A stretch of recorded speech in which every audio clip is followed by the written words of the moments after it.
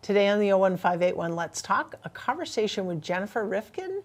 She is the clinical director of Shrewsbury Youth and Family Services, the now service provider for Westborough Youth and Family Services.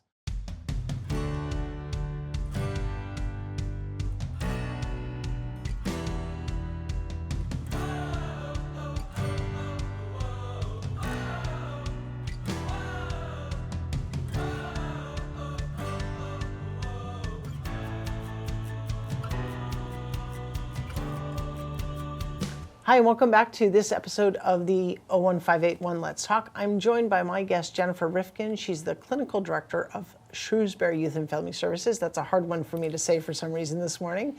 SYFS is now the service provider for Westborough Youth and Family Services, and this is a conversation that our town manager has been on this show with me several times leading up to this, leading up to a town meeting vote, leading up to many conversations with the select board to ultimately approve the relationship with SYFS to be that servicing provider. So I'm so excited to welcome Jen. Thank you. Yeah, and you're now a face many have seen. You've been in front of the select board a couple times, but it's official. The contract is signed and work is underway. It sure is. Yeah, we have our first clinician hired. She's upstairs right now, getting ready to start calling her first clients. Excellent, excellent. Well, first of all, welcome. Thanks so much for coming on the show, and glad we could kind of work out the timing as the relationship was getting underway. So first, a little bit about you. You'll be a face that many members of the community get to know more, but just a little bit about you, your background, and how long you've been with SYFS.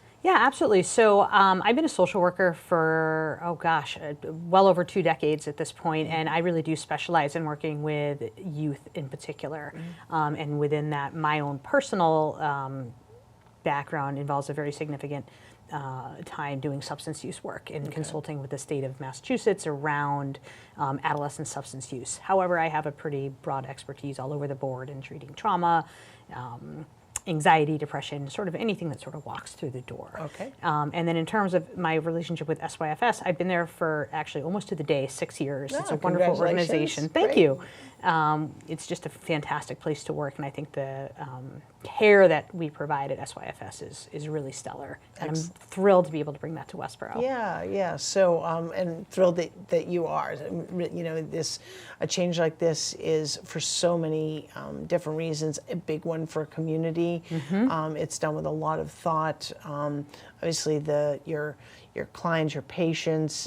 What is the correct word, by the way? We use clients, but some agencies might use patients. It can be used interchangeably. Yeah. So clients, Westborough residents, we want to make sure, many of them obviously are.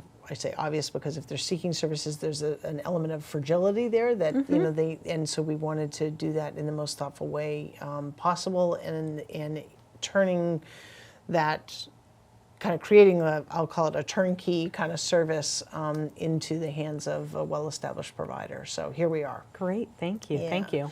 So a little bit about the types of services that you'll be providing as part of the relationship. Yeah, absolutely. I think the primary piece of what we're going to be offering is sort of what you would expect of any type of mental health clinic. We're going to be providing individual therapy, family therapy, couples therapy, just your general run-of-the-mill therapy. Sure. Our approach in general is very, very goal-oriented. So our clinicians will work with our clients, their clients' families, whoever sort of might be involved in the treatment, to develop very concrete treatment goals. And once you've reached your treatment goals, we anticipate that you will have the skills, the supports to sort of go out into the world and do your thing and be successful. Excellent. Yeah. So it's not to it's always a balance, right? I mean, obviously, people that are seeking services, their needs are in many ways, I'm sure, very complex. It's not a straightforward like here's the fix, right? Not at all. But there's a balance of empowering people with those goals and kind of allowing them to kind of work through that process while not necessarily becoming lifelong clients. Yeah, that's absolutely right. I think we have clients that are, we are able to sort of finish up and they're able to achieve their treatment goals in the course of like 4, 5, 6 months. And then we have clients we've been seeing for years and years. It just depends on the needs of the clients and their own situations. And what they come to us with, what they want out of our the relationship they have with us, the goals they have.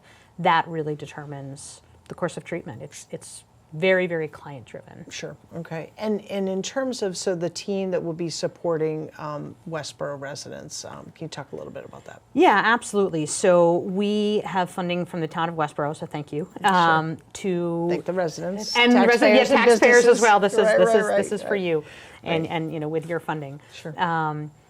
We have funds to support 2 full-time clinicians. Okay. One has come on board now. The other, we're going to we have her hired, but we're going to wait to bring her on board until September, just till we sort of build up everyone's caseloads. Sure. We don't want to actually waste anyone's tax funds. Right. That feels really important. Mm-hmm. But again, they're going to be the folks who are providing the services primarily, especially through the course of this year as we grow and sort of expand our client base.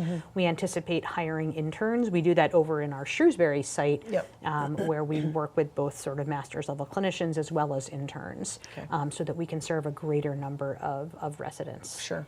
And I remember from our early conversation, some people might hear the word intern and go, well, it sounds like a lower level of service, and what do these people know what they're doing? Can you talk a little bit about what an intern means at SYFS? Absolutely. So anyone that goes into the mental health field as a sort of professional looking to be a counselor, a therapist, a social worker, whatever, if they're in a master's level program, they have to do an internship where they complete a certain number of hours. And depending on the school you're at, it varies a little bit in terms of how that works. But in any case, these are master's level interns that already have at least a year of coursework behind them.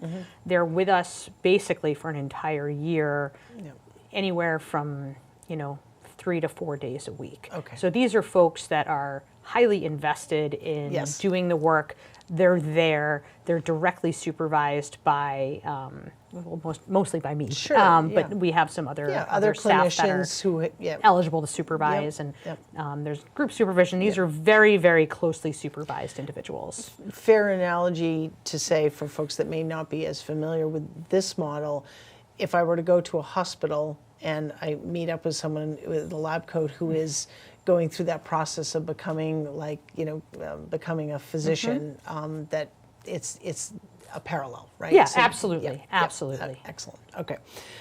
These are professionals that know what they're doing. Exactly, right. Well, I think it's important because for sometimes we throw around terms and people are like, well, what does that mean? Is it like someone fresh out of college that has no experience? Not at all. So, and in addition to the clinical side, you also have an outreach coordinator.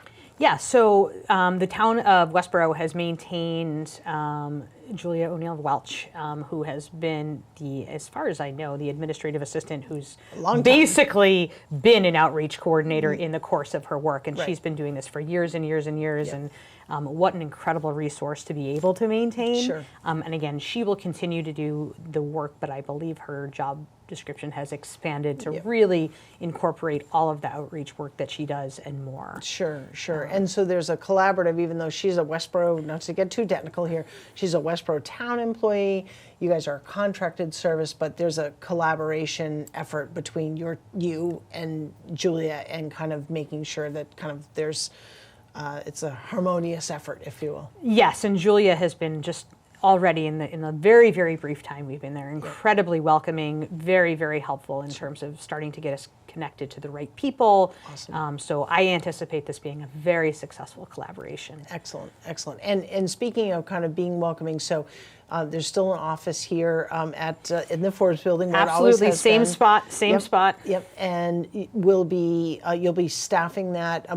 So Julia will be a face that many folks recognize. And then what's the name of the new clinician, please? So our first clinician, her name is Emily Pierce. I mentioned interns before. She was an intern with us. Excellent. Love the continuity. That's great. We pretty much only hire our interns. We hire so many interns every year that we can sort of pick and choose whenever we have clinical openings. Sure. We really just sort of seek out the best interns we've had, and it's been a wonderful sort of feeder system for us, because it can be hard to hire good staff. Well, and that's why, right, we have this relationship, right? Exactly. So we as a town have not been able to hire, and you have this, independent, and I should say for the viewers, even though it's Shrewsbury Youth and Family Services, SYFS, the acronym for that, is a private organization. It's not a town-run organization, so it's a private nonprofit.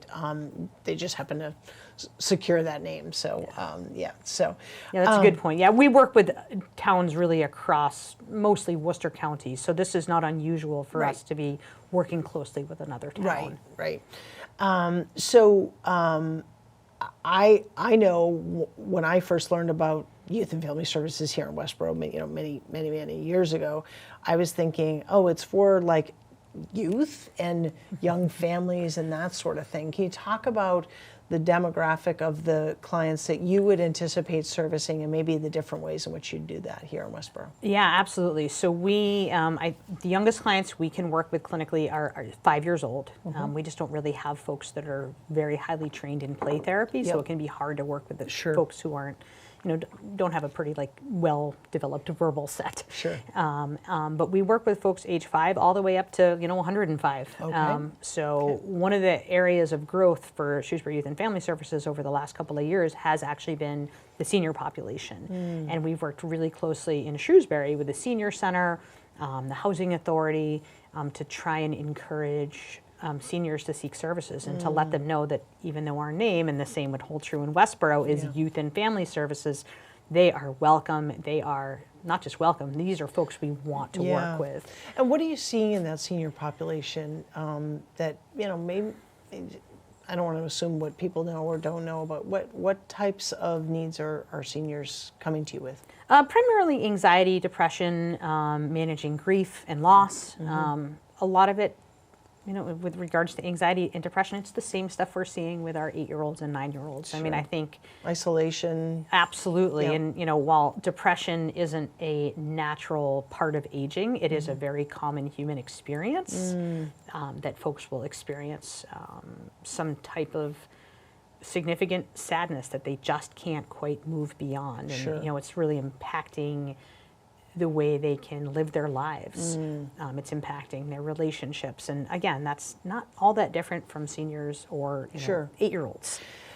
Although I feel like the difference, because I'm sort of approaching that senior age, which I'm proud to say, is that, for our youth, right, they go to school, there are guidance counselors, there's sort of a natural and beautiful support system that's there. It may not be all that they need. Whereas our seniors, they're adults, they're out doing kind of whatever it is that they're doing, and they may or may not be engaged in the community. So they may not even be visible to, like, let's say our senior center and our nurse that's there, and or the senior center director and staff. So, they're in our community, and I think the message here, right, is these services are available to you. We 100%. want you to reach out. 100. Please, please, please reach out because we want to be there for you. Right. We are there for you. And again, we've had very, very positive experiences in Shrewsbury serving our senior population. So I do think it's starting to become a skill set of ours as an agency. And I would imagine, obviously every conversation is different, but I would imagine a conversation around anxiety and depression, specifically talking about someone who is an elder, is part of it is sort of like, I think, validation of like what you're feeling is real. It's not like, you haven't kind of concocted this, it's real. But there are ways to work through this, and giving them that, again, the tools and the goals. Yeah, I think that's one of the things that whenever I sort of run around and do outreach or trainings on mental health is that any sort of mental health condition is treatable in the way that, you go to your doctor to manage hypertension, sort of like a chronic illness that requires sort of ongoing support and, some behavioral change, diabetes, all those types of changes.